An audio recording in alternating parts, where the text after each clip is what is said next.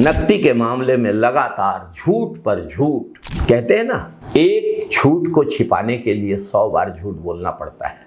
वही स्थिति भाजपा की हो गई है। बीजेपी भारी झूठा पार्टी बन गई है। जनता को गुमराह करने के लिए भाजपा नेताओं ने कांग्रेस पर आरोप लगाया कि नकदी से लोगों का विस्थापन कांग्रेस की सरकार के प्रस्ताव के मुताबिक हुआ है। सच्चाई तो ये नहीं है।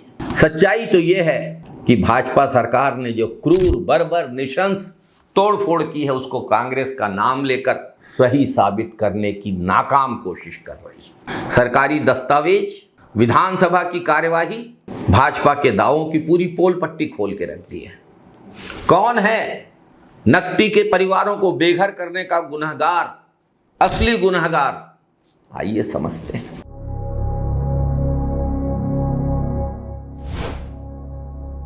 भाजपा दावा कर रही है कि नकदी गांव को उजाड़ने का फैसला कांग्रेस सरकार के समय लिया गया था।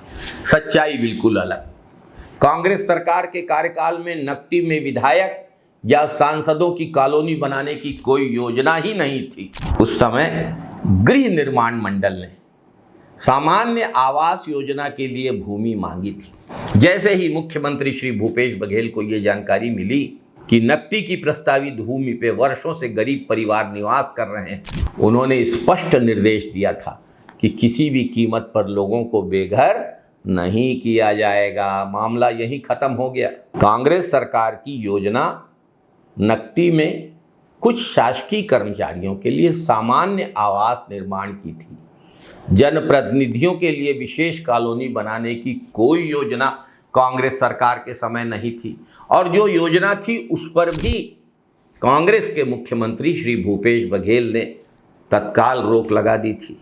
नकदी को लेकर एक और बड़ा झूठ बोला जा रहा है कि ये सरकारी जमीन है। वास्तव में ये शामिलात चरागाह की जमीन है, जो इन्हीं गांव वालों के पुरखों ने चरागाह के लिए दी थी, और B1 के रिकॉर्ड से इसकी पुष्टि की जा सकती है। सच्चाई तक पहुंचने की कोशिश करने के बजाय राजस्व विभाग सच बोले, इसके बजाय झूठ फैलाया जा रहा है।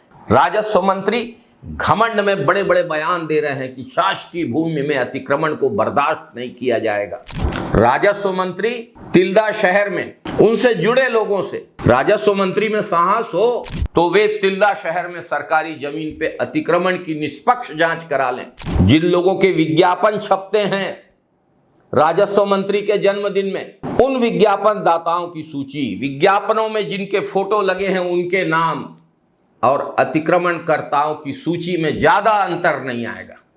ये दोहरा चरित्र है सत्ता का। दिसंबर 2023 में जैसे ही भाजपा की सरकार बनी, हसदेव के जंगल कटने लगे, उसी तरह नकदी के भी भविष्य को बर्बाद करने की कहानी लिखी गई। योजना का स्वरूप बदल दिया गया। सांसदों और विधायकों के लिए विशेष आवासीय कॉलोनी बनाने का फैसला हुआ। भाजपा सरकार के फैसले की कीमत सदन में राजस्व मंत्री टंकराम वर्मा के द्वारा दिए जा रहे जवाब और बगल में बैठे श्री OP चौधरी के हस्तक्षेप की बात अब छत्तीसगढ़ का बच्चा बच्चा जान गया है। क्या आपके विभाग में रायपुर में विधायकों और सांसदों को भी जमीन देने के लिए कोई प्रस्ताव आपके पास है? यदि है तो क्या आपने दे दिया? अगर नहीं दिया है तो क्या आप उनको देंगे, और देंगे तो कब तक देंगे? माननीय अध्यक्ष महोदय, माननीय विधायकों और सांसदों के लिए अभी जगह चिन्हांकित नहीं किया गया है। जमीन देख रहे हैं नया रायपुर के ग्राम नकदी, वहां पे देख रहे हैं, प्रक्रियाधीन है। सरकारी दस्तावेज स्पष्ट करते हैं कांग्रेस सरकार के समय गृह निर्माण मंडल ने 15.47 हेक्टेयर यानी 38 एकड़ जमीन की मांग की थी। लेकिन भाजपा सरकार बनने के कुछ महीनों बाद 25 दिसंबर 2024 को गृह निर्माण मंडल ने आवास पर्यावरण विभाग को नया प्रस्ताव भेजा। 4 अक्टूबर 2024 को सचिव पर्यावरण विभाग द्वारा कलेक्टर रायपुर को पत्र लिखा गया। उसमें पहली बार साफ लिखा गया कि माननीय सांसदों और 6वीं विधानसभा के जनप्रतिनिधियों के लिए सुविधा युक्त आवास उपलब्ध कराने के लिए 29.172 हेक्टेयर यानी लगभग 72 एकड़ भूमि की आवश्यकता है।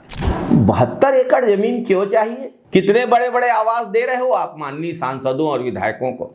40-40 हजार स्क्वायर फीट के घर दिए जा रहे हैं क्या?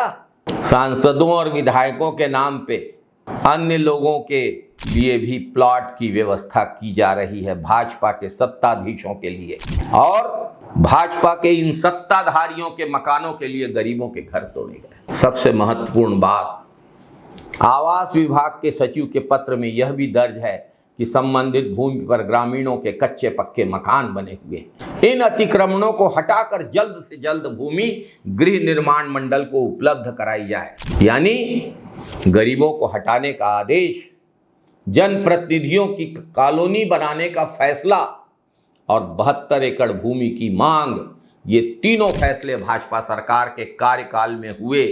यह पत्र इसका जीता जागता सबूत है। फिर भाजपा नेता किस मुंह से कांग्रेस को दोषी ठहराते हैं? अपने गरेबान में झांक के देखने का साहस दिखाएं।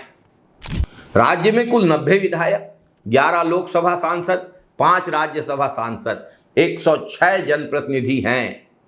आखिर 106 जनप्रतिनिधियों के लिए 29.172 हेक्टेयर यानी 72 एकड़ जमीन की जरूरत क्यों पड़ गई?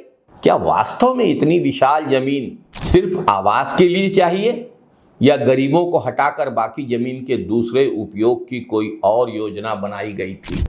सरकार को इसका जवाब देना चाहिए। सरकार को यह भी बताना चाहिए कि नए रायपुर में इतनी जमीन खाली पड़ी है, जब मंत्री और मुख्यमंत्री के आवास वहां बन रहे हैं, विधानसभा वहां बन चुकी है, तो विधायकों के आवास वहां क्यों नहीं होने चाहिए? सरकार को यह भी बताना चाहिए कि नए रायपुर में विधायकों के आवास के नाम पर विधानसभा को गुमराह करने का दुस्साहस कैसे राजस्व मंत्री ने किया। नकटी तो नया रायपुर में नहीं आता है। जब सरकार के मंत्री सदन में ये बात स्वीकार कर रहे हैं, तो भाजपा किस मुंह से कांग्रेस पर झूठे आरोप लगाती है? हमने 1 साल पहले अपने वीडियो में इस पूरे मामले पे बात की थी। नकटी के ग्रामीणों का दर्द भी सामने रखा था। उस वीडियो का लिंक नीचे डिस्क्रिप्शन में और कमेंट बॉक्स में है, आप उसको जरूर देखिए। सुप्रीम कोर्ट ने फैसला दिया है। खुद छत्तीसगढ़ की भाजपा सरकार ने सभी कमिश्नर और कलेक्टर को उस फैसले का संदर्भ देते हुए आदेश जारी किया था। सार्वजनिक उपयोग हेतु सुरक्षित जमीन को किसी अन्य प्रयोजन के आवंटन के लिए प्रस्तावित नहीं किया जाएगा। अब ऐसी क्या जरूरत आ गई कि भाजपा सरकार ने अपने ही फैसले को मानने से इनकार कर दिया?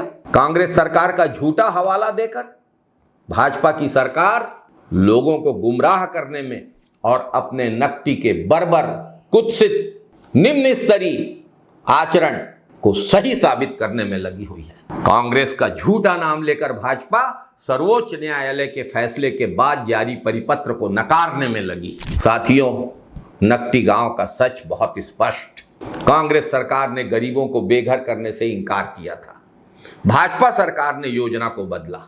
जनप्रतिनिधियों के कॉलोनी के नाम पे 72 एकड़ जमीन मांगी, बेदखली के आदेश जारी किए, 85 परिवारों को उजाड़ने की प्रक्रिया की। गुरुवार शाम को नोटिस चिपकाए, शुक्रवार, शनिवार, रविवार, सोमवार कोर्ट बंद था, अंतिम नोटिस दिया और रात को 4 बजे हजारों पुलिस बल के साथ पहुंचकर गांव वालों को बेघर कर दिया।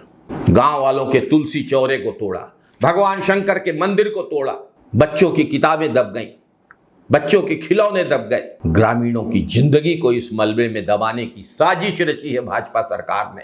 भाजपा सरकार को इसका हिसाब देना पड़ेगा। कितने भी झूठ बोल ले भाजपा, सच भाजपा के झूठ की आंधी में दिए की तरह जलता रहेगा। जब नए रायपुर में विधानसभा बन गई है, मुख्यमंत्री निवास बन गया है, मंत्रियों के आवास बन गए हैं, तो भाजपा सरकार के मंत्री और मुख्यमंत्री रायपुर में बंगले क्यों रखे हुए हैं? जाएं लोग नया रायपुर, कम से कम रायपुर की ट्रैफिक व्यवस्था कुछ सुधरेगी। नए रायपुर में बनाए विधायकों के बंगले, बहुत खाली जमीन पड़ी है। वित्त मंत्री, आवास मंत्री ओपी चौधरी कहते हैं ना, बहुत बड़ा लैंड पूल है हमारे पास।